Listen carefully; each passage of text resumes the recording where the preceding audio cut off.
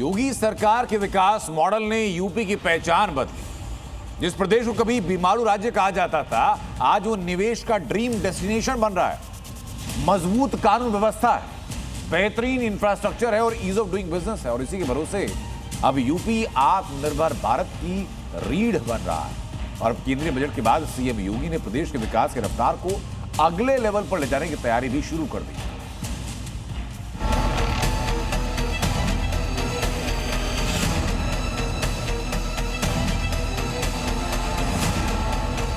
CM योगी का plan, UP को नई पहचान।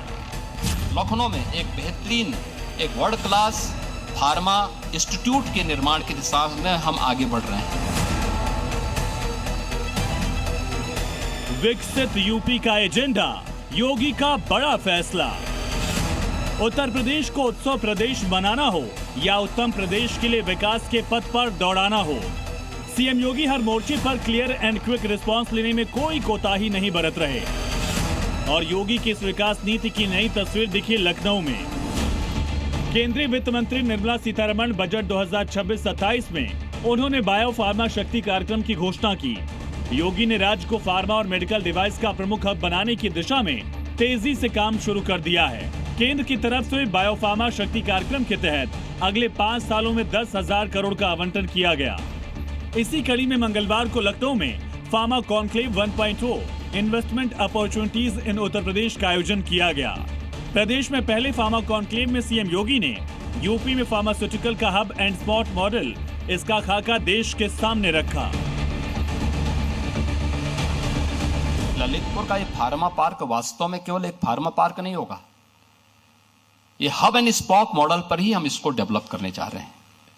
हब के रूप में ललितपुर को हम करेंगे, वहां पे R&D की एक बेहतरीन फैसिलिटी हम लोग उपलब्ध करवाएंगे। लखनऊ में एक बेहतरीन, एक वर्ल्ड क्लास फार्मा इंस्टीट्यूट के निर्माण की दिशा में हम आगे बढ़ रहे हैं। योगी आदित्यनाथ ने यूपी को $1 ट्रिलियन की अर्थव्यवस्था बनाने का जो टारगेट सेट किया है, उसमें फार्मा और मेडिकल डिवाइस सेक्टर को रीढ़ की हड्डी के रूप में विकसित किया जा रहा है। और इसके लिए निवेशकों को योगी ने SSS की गारंटी भी दी है। उत्तर प्रदेश अपने हर एक निवेशक को SSS की गारंटी देती है, जिसमें सेफ्टी है, स्टेबिलिटी है और स्पीड है। इसकी पूरी गारंटी उत्तर प्रदेश आपको यहां पर उपलब्ध करवाता है। उत्तर प्रदेश में सिर्फ भविष्य को सुधारने और संवारने पर ही काम नहीं हो रहा, बल्कि इतिहास और धरोहरों को भी संजोने का काम तेजी से जारी है। यूपी के हस्तिनापुर और सारनाथ की विरासत को अब नई पहचान मिलने वाली है।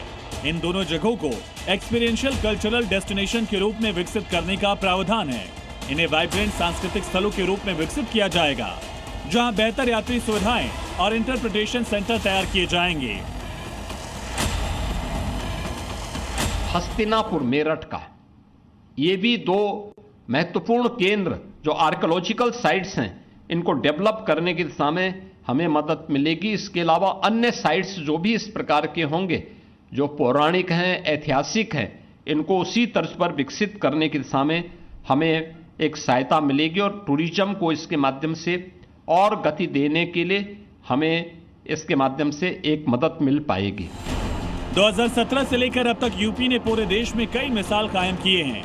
सख्त प्रशासन के दम पर उपद्रव और दंगे से मुक्त होकर विकास की पटरी पर लौटे यूपी को अब योगी और गति देना चाहते हैं। ब्यूरो रिपोर्ट, जी मीडिया।